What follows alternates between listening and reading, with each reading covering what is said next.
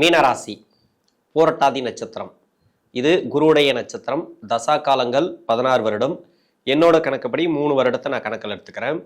இந்த பூரட்டாதி நட்சத்திரம் 4ஆம் பாதம் மட்டும் இருக்கிறதுனால 4 வருடங்கள் தான் தசா புத்தி இருப்புகள் இருக்கும். அதனால 3 வருடம் என்னோட கணக்குப்படி எடுத்துக்கிறேன்.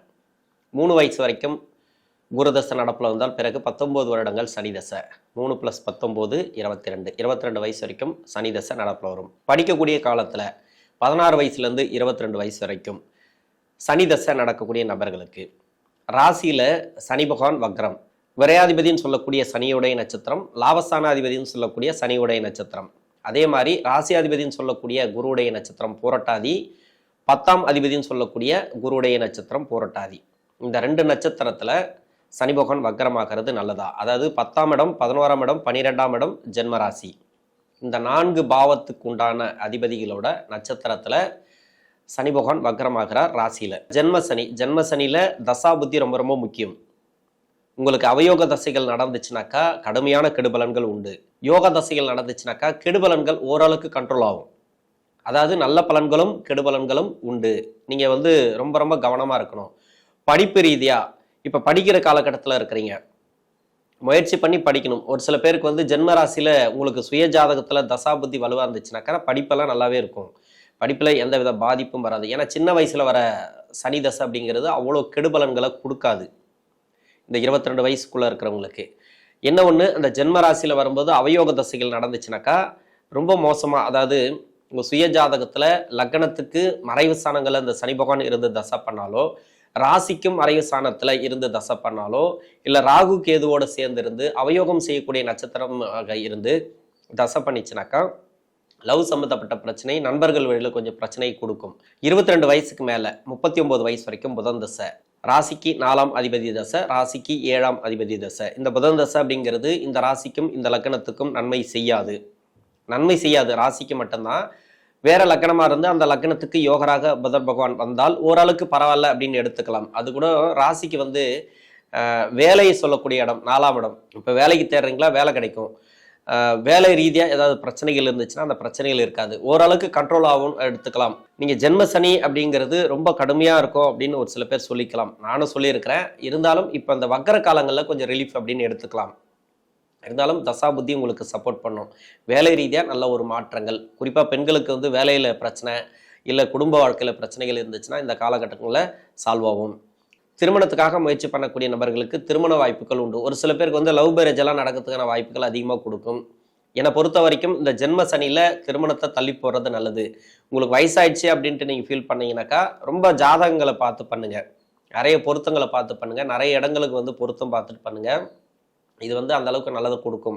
இல்லை அப்படின்ற பட்சத்தில் நிறைய குழப்பங்களை கொடுத்தது அப்படின்னாக்கா ஜென்ம சனியில் திருமணம் அப்படிங்கிறது கொஞ்சம் கேள்விக்குறியாக தான் இருக்கும். எப்படி வந்தாலும் பார்த்தீங்கன்னாக்கா இந்த புதன் தசை அப்படிங்கிறது 7ஆம் அதிபதி தசை. திருமணத்துக்கு நீங்கள் முயற்சி பண்ணுறீங்கன்னாக்கா நல்ல ஒரு வரன் கட் ஆகும். அது மாதிரி நிறைய அவமானப்படுத்திட்டு போவோம். அதனால அது மாதிரியெல்லாம் நடக்கும். நிறைய வேலை செய்யக்கூடிய நபர்கள் இப்போ 30 வயசில் இருக்கிறீங்க, உங்களுக்கு வேலை எல்லாம் பரவாயில்ல, ஓரளவுக்கு நல்லாவே இருக்கும். வேலையில் எந்த வித பிரச்சனையும் வராது.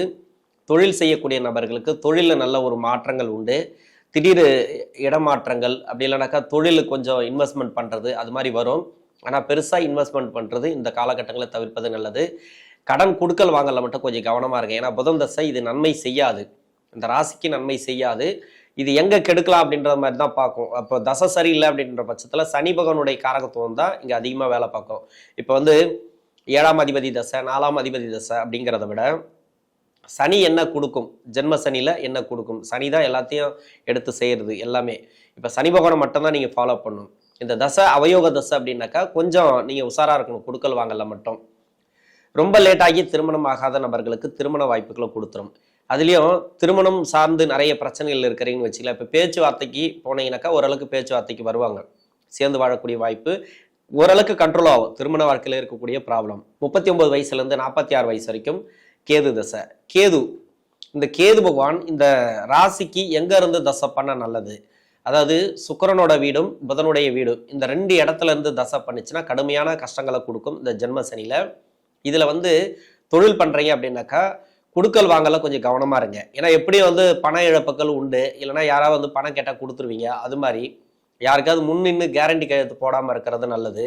இது வந்து அதிகமாக நீங்கள் செய்யக்கூடிய வாய்ப்புகள் அதிகமாக கொடுக்கும். இந்த இடத்துல இருந்து தசை பண்ணால், இன்னொன்று சனியோட வீட்டில் இருந்து தசை பண்ணால் கூட, இது தவிர்த்து வேற எங்க இருந்து தசை பண்ணாலும் உங்களுக்கு அந்த அளவுக்கு ப்ராப்ளத்தை கொடுக்காது. தொழிலில் வேலையில் ப்ரொமோஷன் கிடைக்கணும் அப்படின்னாக்கா, ப்ரொமோஷன் கேட்டால் ப்ரொமோஷன் கிடைக்கும். ஏன்னா வேலையில் இருக்கிறவங்களுக்கு ப்ராப்ளம் வராது. எம்ப்ளாயாக இருக்கிறவங்க தனியார் துறையில் இருந்தாலும் சரி, கவர்மெண்ட்ல இருந்தாலும் சரி, நீங்கள் சின்ன ஒரு வேலை செஞ்சுட்டு இருந்தாலும் இல்லை பெரிய சம்பளத்தில் இருந்தாலும் சரி, இந்த காலகட்டம் அப்படிங்கிறது சனியோடைய வக்ர காலம் அந்த அளவுக்கு கஷ்டங்களை கொடுக்காது. ஏன்னா எங்க இருந்து தசை பண்ணாலும் கேது தசையில எம்ப்ளாய்க்கு பிரச்சனை இல்லை. என்ன ஒண்ணு, நீங்க இடமாற்றம் கேட்டிருந்தா இடமாற்றம் கிடைக்கிறதுக்கு தடுமாற்றங்கள் இருக்கும். வேலை ரீதியா, அதாவது ஒரு ப்ரொமோஷன் கேட்டிருந்தாக்கா அந்த ப்ரொமோஷன் கிடைக்காது. உங்களை விட ரொம்ப திறமை கம்மியா இருக்கிறவங்களாம் உங்களோட மேலே போயிட்டு உங்களுக்கு வேலை வாங்கக்கூடிய சூழ்நிலைகளை ஏற்படுத்துவாங்க. நிறைய அவமானப்படக்கூடிய சூழ்நிலை வருமே தவிர மற்றபடி வேலையில எந்தவித பிரச்சனையும் வராது. 46 வயசுலேருந்து 66 வயசு வரைக்கும் சுக்கிர தசை, 66 வயசுலேருந்து 72 வயசு வரைக்கும் சூரிய தசை. ஏன் இந்த 2 தசைகளை நான் சேர்த்து சொல்கிறேன் அப்படின்னாக்கா, இந்த 2 தசைகளும் மீனராசியில் இருக்கக்கூடிய பூரட்டாதி நட்சத்திரக்காரர்களுக்கு, குறிப்பாக மீனராசிக்கு வந்து இந்த 2 தசையும் வந்து அவ்வளோ சிறப்பாக இருக்காது. ஏன்னா அஷ்டமாதிபதி தசை அப்படின்னு சொல்லக்கூடியது சுக்கிரன், 3ஆம் அதிபதினு சொல்லக்கூடிய சுக்கிரன், அதே 6ஆம் அதிபதியாக வரக்கூடியவரும் சூரியன். என்னோட கணக்குப்படி 46 வயசுலேருந்து 72 வயசு வரைக்கும் சுக்கிர தசை, சூரிய தசை, இந்த 2 தசையில இருக்கிறவங்களுக்கு வேலையில நல்ல ஒரு மாற்றம் உண்டு. எம்ப்ளாயா இருந்தீங்கன்னாக்கா உங்களுக்கு நல்லாவே இருக்கும். அதாவது தனியார் துறையில இருந்தாலும் சரி, இல்லை கவர்மெண்ட்ல இருந்தாலும் சரி, உங்களுக்கு ஓரளவுக்கு பரவாயில்லையா இருக்கும். ப்ரொமோஷன்லாம் எதிர்பார்த்தீங்கன்னாக்கா கொஞ்சம் தடை தாமதங்களோடு கிடைக்கும். வேலை மாற்றங்கள் கேட்டாலும் சரி தடை தாமதங்களோடு கிடைக்கும். நீங்கள் கேட்காம இருந்தாலே உங்களுக்கு கிடைக்கும். ஆனால் கேட்டிங்கன்னா கொஞ்சம் தடையாக இருக்கும் இந்த காலகட்டம் அப்படிங்கிறது. எதுக்கு எடுத்தாலும் வந்து ஒரு முட்டுக்கட்டை போட்டுனே இருப்பாங்க. ஏன்னா சனி வக்ரம் அப்படிங்கிறது இது 7.5 சனி காலம். 7.5 சனி ஃபுல்லாகவே வந்து பார்த்தீங்கன்னாக்கா சனியோட ஆதிக்கம் தான்.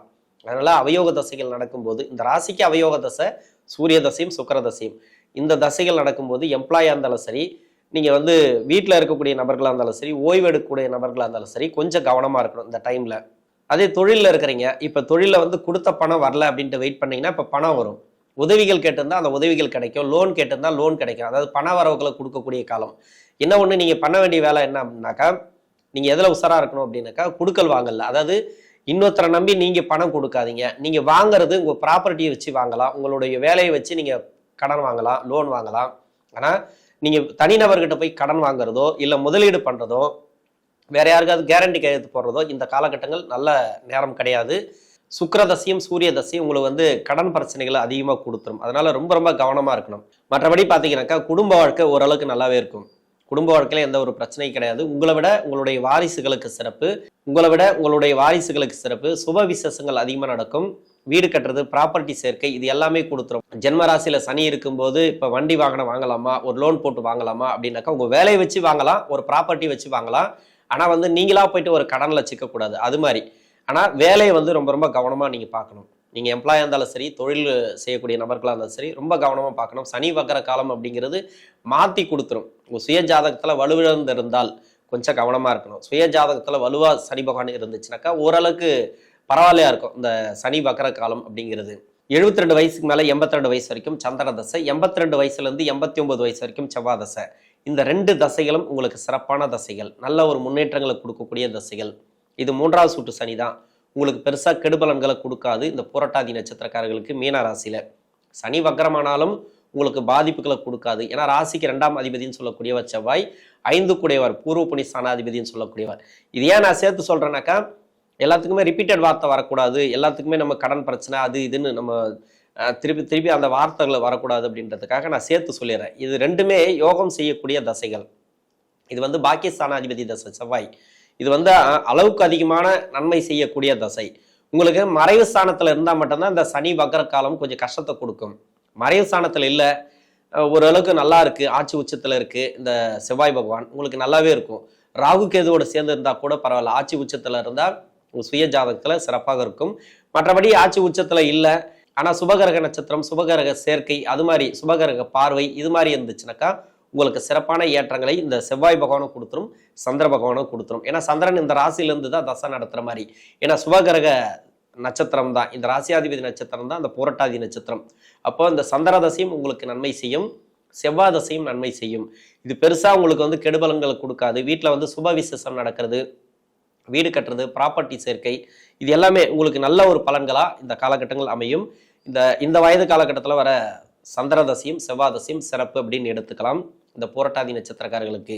இந்த மீனராசியில் இருக்கக்கூடிய புரட்டாதி நட்சத்திரக்காரர்களுக்கு இந்த சனியுடைய வக்கர காலங்கள் அப்படிங்கிறது நல்ல ஒரு மேன்மையும் பொருளாதார வளர்ச்சி கொடுக்கும்.